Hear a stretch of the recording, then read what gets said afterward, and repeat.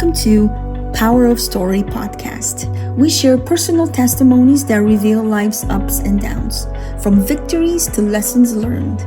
Join us for stories that connect, inspire, and change how we see the world. Don't miss out on this journey of discovery and connection.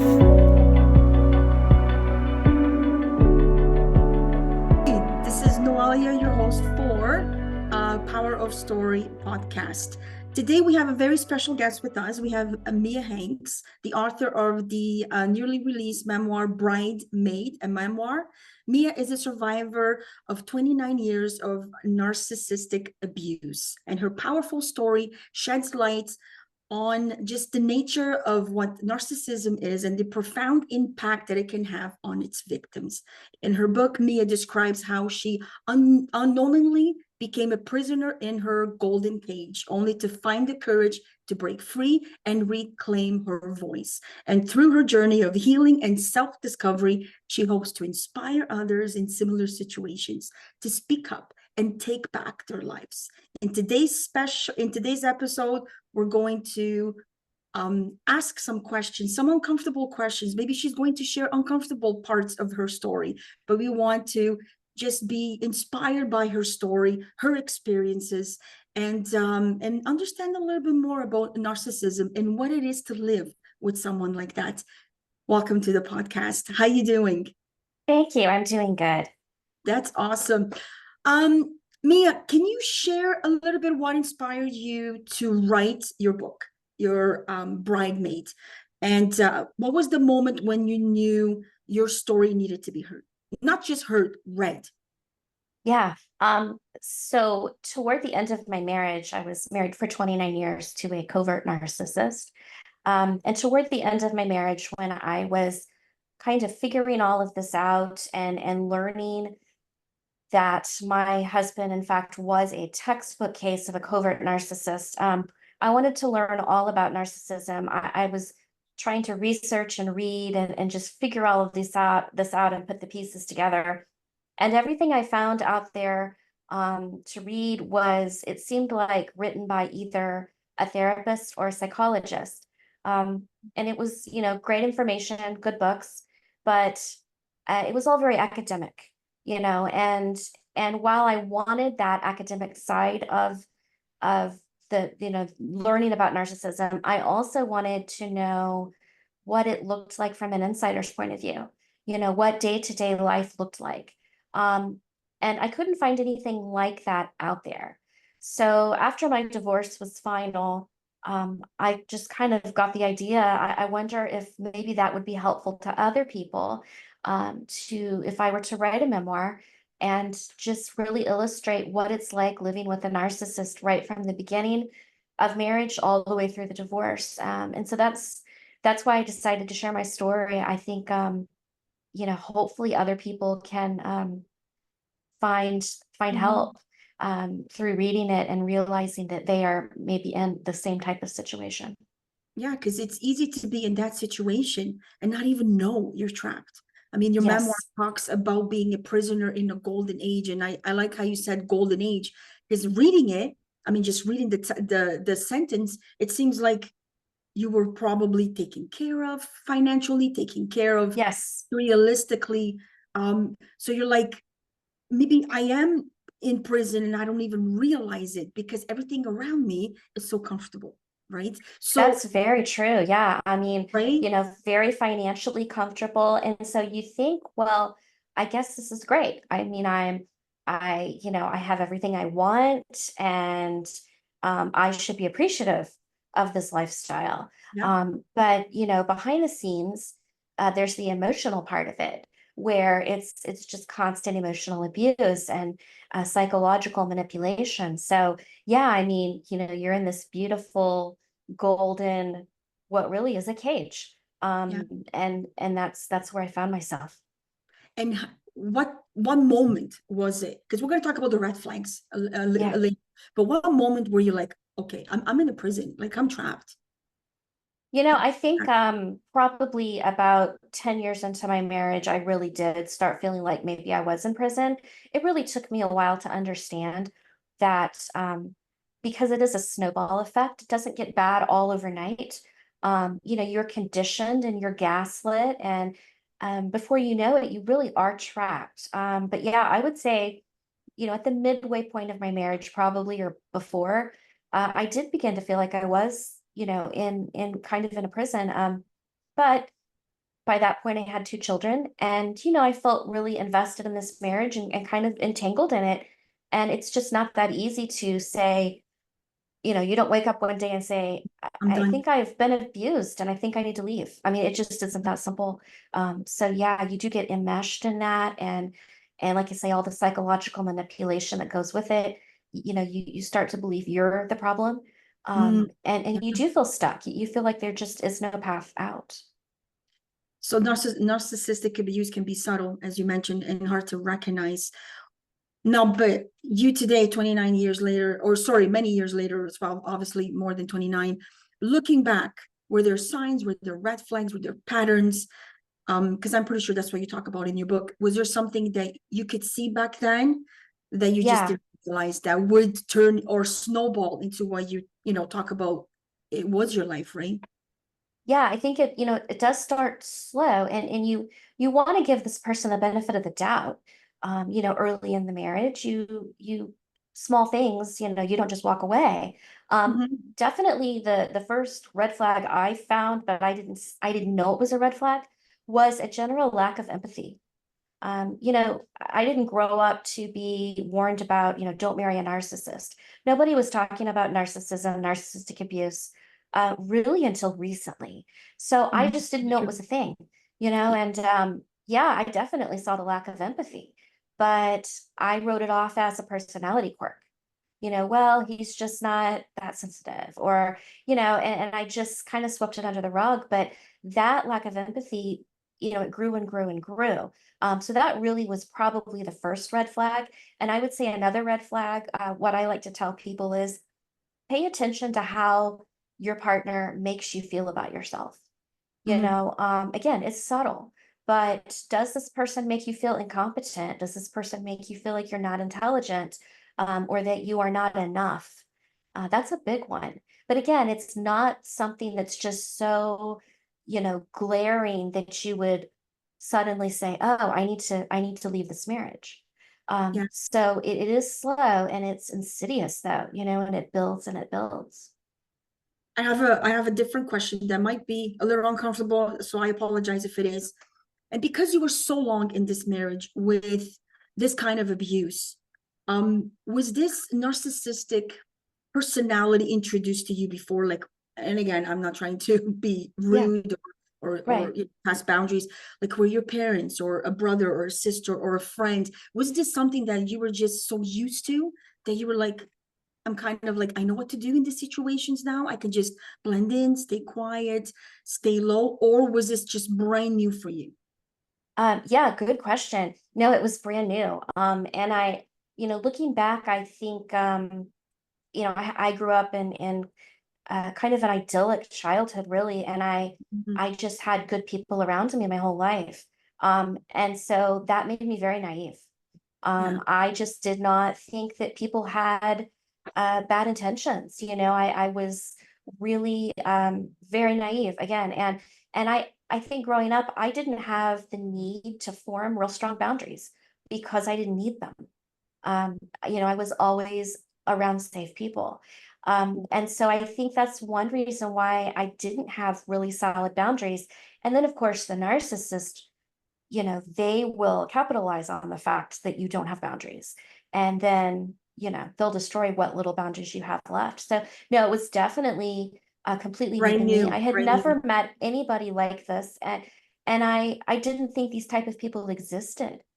So that was, another problem. Wow. I wasn't trying to find red flags. I just wasn't looking for it.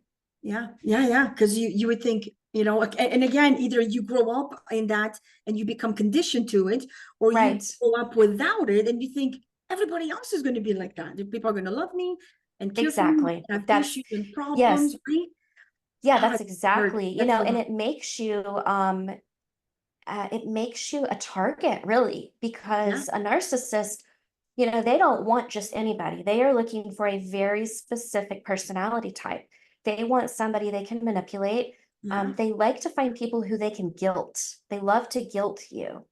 And so then anyone who will just be willing to take the blame, whether they're guilty or not, just take the blame for anything.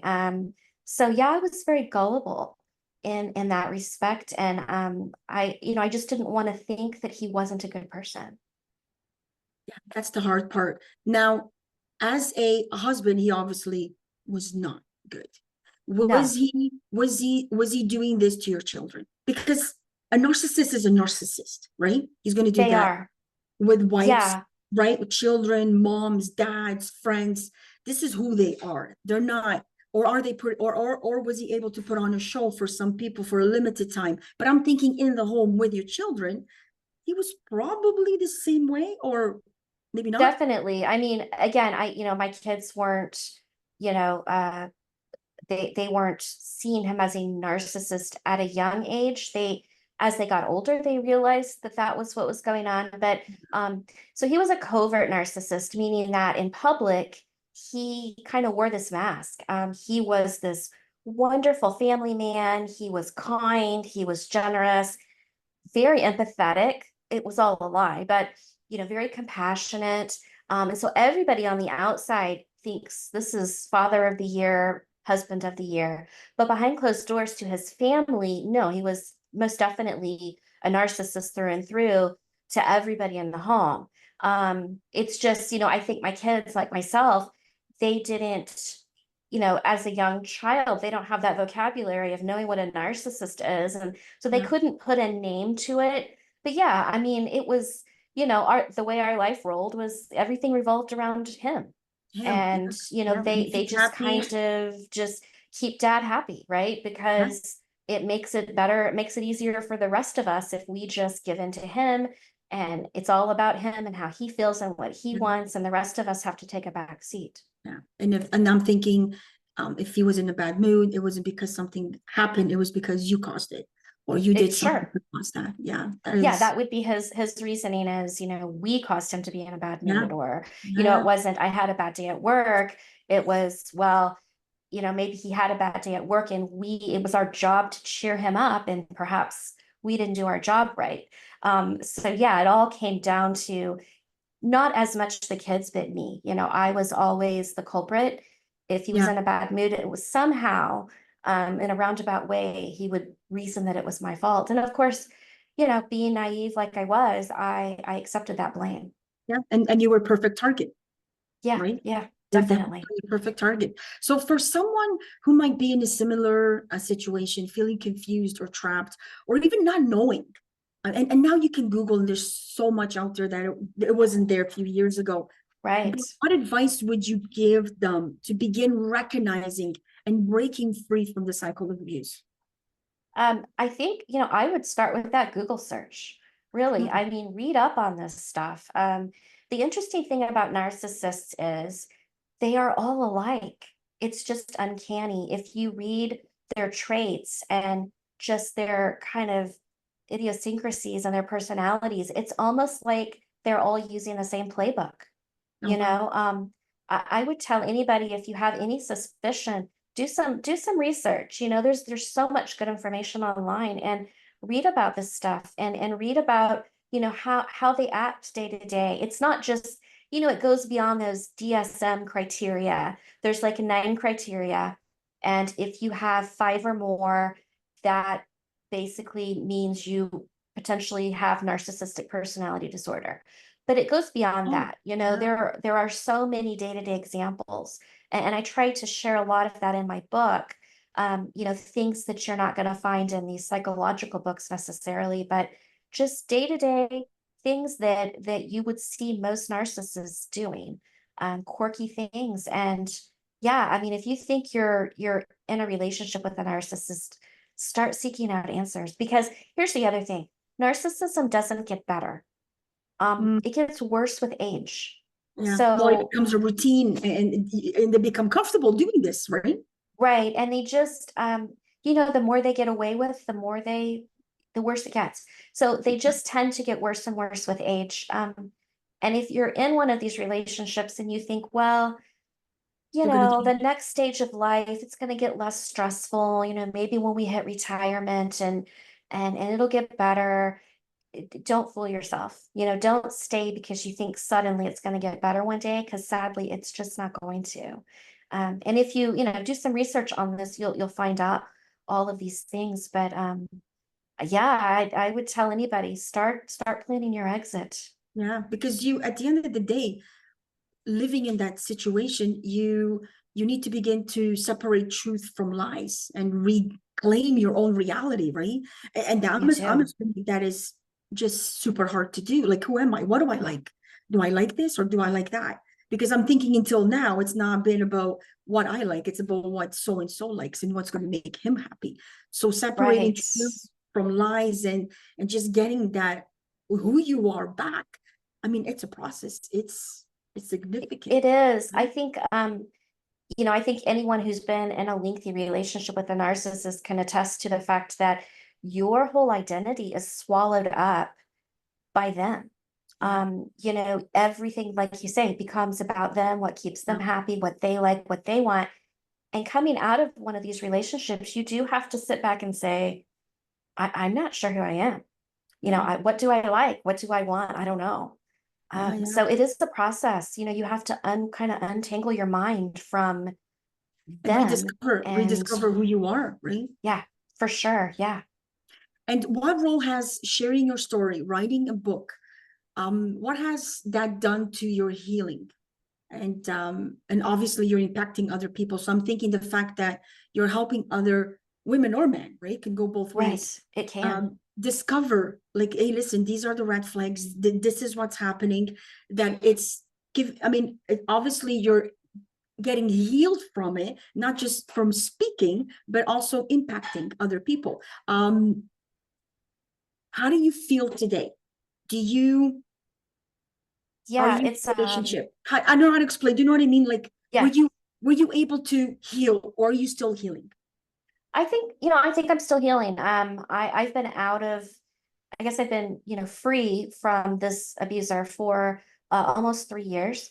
And I think, yeah, I think there's a little bit of healing that takes place every day. I mean, just figuring out who I am, what I want.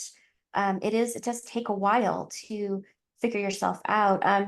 But back to the book writing process, yeah, it was very therapeutic. I think the most interesting part of that was, as I recounted these stories in my book, I sort of felt like I could let them go. Almost like I didn't have to hold on to those stories in my mind now that I had them on paper. So there was a sense of like a freeing sort of sense I got from that, and it was very therapeutic. And yeah, I think healing, there's no timeline, right? It's just it takes time to work it all out, but there's a lot of psychological stuff there that you do have to work through. Yeah. Have you gone through any therapy, or just writing and speaking your story? That was enough for you, just to, I have my voice, like it's here and I'm able to speak. Or did you, go through therapy, see professionals? I did go through therapy. I did like weekly therapy for about a year. That was during my divorce. My Mm, divorce was very high conflict, and it took a year, almost a year. And so I was in therapy that whole time, which I yeah. think was very valuable. And yeah, currently I'm not, but I think I got a lot out of therapy. I would definitely recommend that for anybody who is going through this process, because it can help you start. I won't say it won't heal you Mhm. completely, but it will start the process. It will start the ball rolling, and you kind of figure out then what you need to do and how you need to better take care of yourself. How did you leave? How did you find the courage? Because 29 years is a long time to be hiding in the shadows of somebody.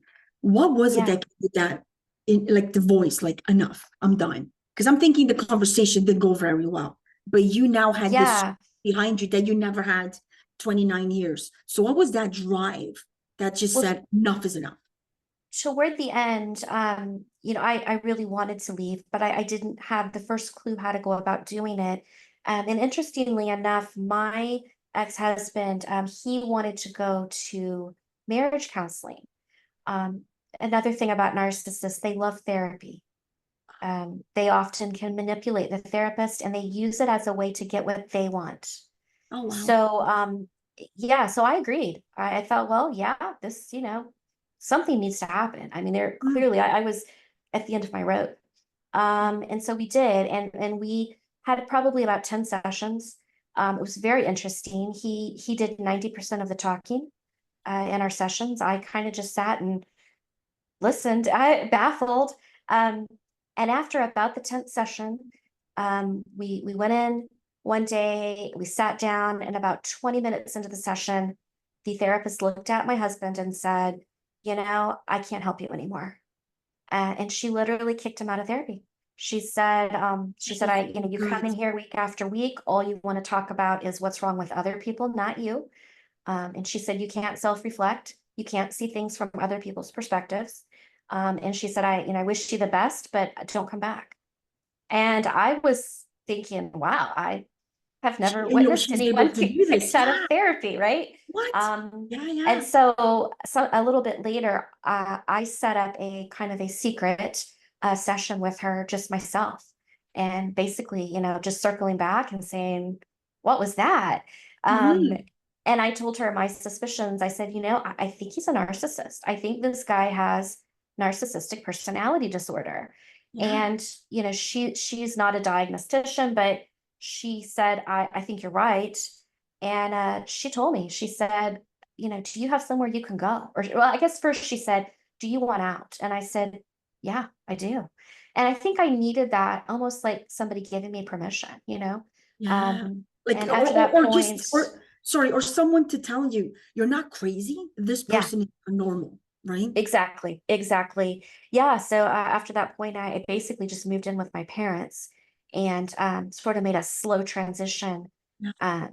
to their house. And that's basically how it went down. But yeah, I almost needed, and my parents for years had been expressing concern because they saw They the saw some. narcissist. They saw it. And, Yeah. like somebody who was truly trauma bonded, I would defend him every time they would bring it up to me. Hey, we're not comfortable with this. We didn't like this.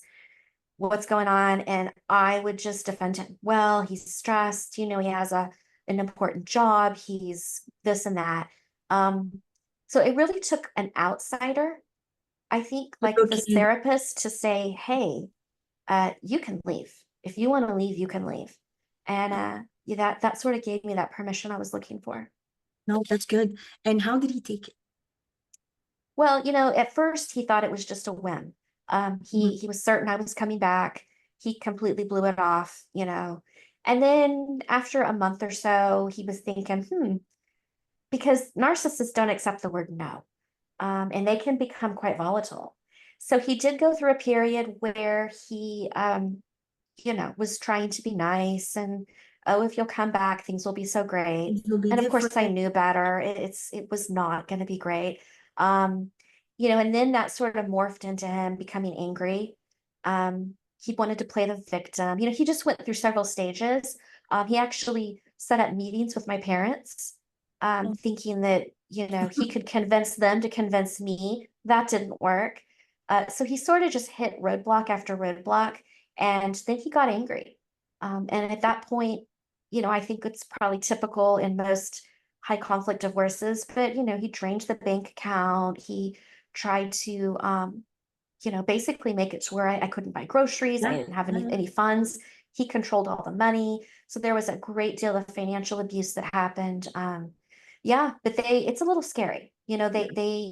They can be volatile during that time. And you really do have to, you have to He's take strong, right? precaution. Yeah. It's it's Yeah. it's frightening.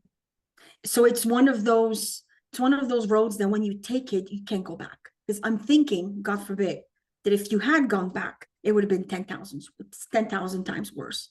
Because now you Definitely, have definitely. control over you. So if Right. there's anything that you would tell someone, I mean, sorry, from what I can hear from you, I think if I would tell anything to anybody is once you make that decision, run with it.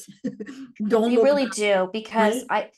once you go back to a narcissist, the chances that you're going to get out a second time I think are slim to none. I've heard with domestic abuse in general, the statistic I'm familiar with is it takes an average of 7 times to leave. Oh, wow. That's crazy to me, but Yeah. I do believe that's true. But with a narcissist, I don't think you would have 7 times. I really don't. I think if you went back once, I think you'd be so entrapped at that point, that getting out a second time would be, like I say, it would be next to impossible. So once you make that decision, and I would caution people, don't make that decision on a whim. Make sure that you have plans in place. Yeah. Leaving a narcissist is like it can get volatile. So there are things you really do need to do. One thing is start stockpiling some money. Mhm. Every time you go to the grocery store, get some cash back so that it's not traceable. You're going to need some money to be able to leave. And that's just the truth. You've got to have somewhere to go. You need some sort of support system. It doesn't have to be a lot of people, but 1 or 2 people, Or two, yeah. somebody that can help you. You need to make sure that you retrieve all your important documents, before leaving. There's just a lot of little things that you need to think Yeah. through, Yeah. before you make this break, knowing that once you leave, you're not coming back. So, yeah, it does take planning and calculation. But definitely it looks daunting, Yeah. but it's And when you're definitely free, possible. right? And I'm thinking once you feel the freedom, like this is how you breathe without that heavy atmosphere over you or the darkness. I'm thinking the atmosphere in your house, it might have looked great, but it couldn't have been great. So just being Yeah, able to right. breathe, Yeah. right? And just being able to say what you want or eat what you want or come in when you want or whatever, right? I mean, talking to you, it kind of reminds me, I don't know if we're the same age or not, but like the movie Sleeping with the Enemy, right? Oh, definitely. Right, Yes, definitely. and like you just mentioned, she had a plan out. She had to be very careful about it, but when she was out, and then she found that voice. She found that courage. Listen, this is who I am. I am strong. Because I'm Yeah. also thinking they make you feel like you're not strong. You're not good enough. You're Oh, not definitely. Yeah. without me, right? They make you think that you can't ever make it on your own. And so you do question that and say, well, I don't know. Can I handle my own finances? Yeah, Can I handle my own household? Am I capable? Because they don't want you to think that you are. They want you to be dependent on yeah. them. They So want complete yeah, power. complete power, complete control all the time. But it is interesting after you make that break. I would say one of the most overwhelming feelings is, one of those first days after I was out, just waking up and realizing I can decide what I want to do today. I can decide what time I'm going to get up. I can decide where I'm going to go, what I'm going to do, who I'm going to talk to. Um, and it's almost overwhelming. You suddenly have all this freedom, Options. whereas before you had none. Yeah. So it's exciting and overwhelming at the same time. And what's ahead for Emmy? I mean, you have a wonderful book, Bridemaid, and it's obvious. I'm pretty sure it's having impact on readers. It's changing I lives. hope so. I hope, I'm yeah. sure it is. I'm sure it is. Even you just telling your story, it's amazing because, like you said, so many people can be in that cycle and not even understand it. And again, sometimes it doesn't even have to be just with husbands and wives. It could be with the son. It could be with the mother and the father. It could be with friends. Yeah, it Right, can be. right. It can be with anyone. I mean, Yeah, yeah. these people Obviously, are so controlling. You think, well, how would that impact if it was just a coworker or something? But it can yeah, definitely have an impact. yeah. Yes. Yeah. Oh, yeah, at work. Yeah, I can see that. Absolutely. So, how do you see yourself going forward and still finding a way to support and advocate for survivors of the narcissistic abuse? Are you planning, to write a different book, or I mean, I know you're guests on podcasts, but maybe starting a podcast, or do you have any Yeah. plans? I'm not sure yet. I'm still kind of figuring it all out day to day. There is I've been in talks with someone about possibly another book maybe next year. It would be kind of an anthology where we would bring in other people to tell their stories as well. So that's a possibility. I just started a website and just started a blog. So I will Oh, be nice. blogging maybe once a week, every couple weeks. Yeah, and I other than that, I'm not really sure. Just trying to promote my book and just doing a lot of podcasts, and yeah, we'll see. I just like I say, Hey, I just that's take it day enough. to day. Yeah. I don't really have any plans right now, so Oh, that's I'm it. pretty open. No, no, that's fantastic. And doing what you are doing right now is already a lot. Like I said, you are definitely, I'm positive that you're making changes in people's lives and just knowing. And like you talked about, when your therapist, an outsider, looked in and said, listen, this isn't okay. This is not Yeah. normal. This is not all right. Sometimes it just takes those words for you to be like, I'm not crazy and I need to get out. Um, Yeah, I think so sometimes it takes someone from outside of your inner circle. I mean, yeah, our friends and our family can tell us all day long, hey, this doesn't look good, this isn't good, this is, you need to get out. But I think maybe some people are a little more receptive to if it's somebody outside their circle looking and saying, ooh, you know, you need to yeah. take a look at this relationship. I think it maybe gets our attention a little bit more than if it's somebody that's closer to us, which is strange. You would think that we would value the opinion of people closer to us, but because they've been there through it all, I guess, Would want the I don't best for know. you. Yeah. Yeah, yeah, And I think within our inner circle, we just think, well, I'm probably causing this. Like I'm the cause. And you're probably too yeah, embarrassed for the behavior. So you find a reason because you can't leave. So you're like, no, no, he's not that bad. No, no, no, no, she's not that bad. Like they're really nice people. They're just stressed. And like you said before, you find yeah. excuses because at the end of the day, you can't leave. You're in it and you don't want to be embarrassed, Yeah, because that's a good word. You brought up the word embarrassment, and I think right? that's something that never gets talked about, but that is a huge facet of for any victim, I think, of any kind of domestic abuse is the factor of embarrassment. Because, I admit that in my marriage, I helped my husband maintain that mask he was wearing. You Mhm. know, I was just playing along with the fact that, yeah, he's this great guy. And, so I had people around us, like, in the friend circle, thought he was great. And I was helping that lie to continue. So there is this, this whole idea of embarrassment, that it's embarrassing to go to those people then and say, well, You're right. actually, Yeah, actually, it was, he was abusive. yeah, And then, of course, you run the risk of who's going to believe you, yeah. because he's telling all these people he's a great guy, and I've been telling all these people he's a great guy. Yeah.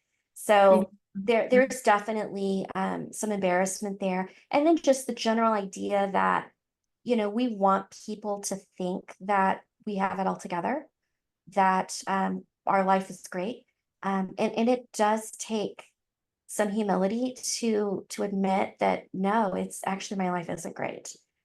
So there is some embarrassment there, that, and I think people, in order to avoid that, will sometimes stay in these relationships. Yeah, yeah, But yeah. No, it's I not worth agree. it. Just Yeah. just be embarrassed. Be embarrassed, get It's, out. Yeah. be embarrassed. It's much better than being abused. No, for sure. Um, Love, is that something you has it been ruined for you? Or is it something that you're like, you know what? I'm open to find love again and actually, because I think each person is capable of loving, but also you need to be loved the proper way, right? Right. So Right. you Yeah, I mean, know, it has made me, and I think anyone in my situation would probably agree, it makes you very, you're not trusting, yeah, you don't trust many people. You're almost, you're, all you're doing is looking at for red flags. You don't trust people, and, I tend to want to isolate a little bit more than I used to. yeah, But, not in an unhealthy way necessarily. yeah. But It's yeah, it's, you it's still have to early. learn how to trust people again. I think that is a big obstacle. So yeah, and that takes time, It takes definitely. time. And I'm thinking also trusting yourself with You the do, yeah. feeling, okay, this doesn't feel right. No, that feels right. and then being like, no, this is right. Okay, I'm gonna go with it, right? Yeah. Because I'm thinking you're probably, for 29 years I was so wrong. Yeah, I don't want to exactly. be wrong again, right? Yeah, I'm just yeah. thinking these thoughts. You don't want to fall into that You don't want again, or to fall just into that get again, right? wrapped up in something Yeah, like that again. So yeah. No, definitely very careful, not very trusting and very cautious. I guess maybe that's the better word. Yes, yeah, and you know cautious. what? There's nothing wrong with that. I think after almost 30 years of living in that cage, that you have the right to, and you know what? When you say a cage, I'm thinking that door was open the whole time and you Right. just couldn't leave. That's Uh, exactly right. Yeah. right? Yeah. It's so you're in a cage, you're a prisoner in a cage that's wide open, but you can't leave. And that's a horrible feeling. And that's going to take longer than 3 years to be like, you know what, rediscover yourself and getting out there again. Right. But and again, I'm repeating myself, I know, but what you've done so far, it takes balls, man. It really does. That's the only way I can describe it, because it takes just, I don't even know how to explain it. It's got to be a feeling that you're not just fighting against him or her, but you're fighting against every part of you that's probably saying, don't do it, don't do it, don't do it. This is a bad idea. This is Yeah, I mean, it right. takes vulnerability, right? You've got Yeah. to be vulnerable to share your story. And I was, that's where I was really what I was having a difficult time with was being vulnerable and taking those Yeah. walls down. And when I first got this idea to write, and I thought, well, I'm going to try this. I've never written before. And I had a friend who's a really good writer, kind of coaching me along. And that was the thing. It was that I couldn't take those walls down. And my friend said, if you can't get past those walls, you can't connect with your audience. Yeah. Yeah. So Yeah. you have to be able to be vulnerable and put yourself out there. And that was really hard, but You did it. yeah, I think you have to do that to connect and be able to be honest, really, and just tell people, hey, my life wasn't great, and here's what happened. And just not worry about thinking about each individual person. What if my some family member reads this and I don't want anybody to know this, but you just have to let it go and just Yeah. say, there's too many people out there that are victims of narcissistic abuse, and they need to hear these They need to words. hear. I agree. And you know what? It's great to know we're not alone. They're not alone. You're not alone, right? And there's room for resilience and growth and transformation. And it's a journey. It's a journey. It's our journey, and we have our own timing. But you know what? It's our journey. It's no one else's journey. It's no one else dictating us and how to live and how to do things. So I'm Right. so glad, Amy, that you were able to break free from that. I'm so glad you're able to help people in the process, speak your voice. And you know what? I think one of the greatest things that you could have done is the example that you have become for your children. That as hard as it seems, you can break free. And I'm thinking that because of this whole experience, this has helped them, and now they I think know, so. Yeah, I right? think yeah, and they still have a good relationship with their dad for the most part, but it's they sort of have answers. They understand why things were the way they were for all those years. And so I think it just gives them a better understanding of him and how to deal with him, and Mhm. also a better understanding of me. Now they understand that, it wasn't that easy for me.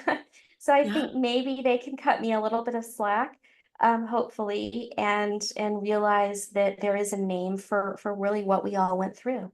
yeah, no, that's great. That's great. Education, getting to know what's really happening around you. Well, Emmy, thank you so much for sharing your story. Thank Um, you for having me.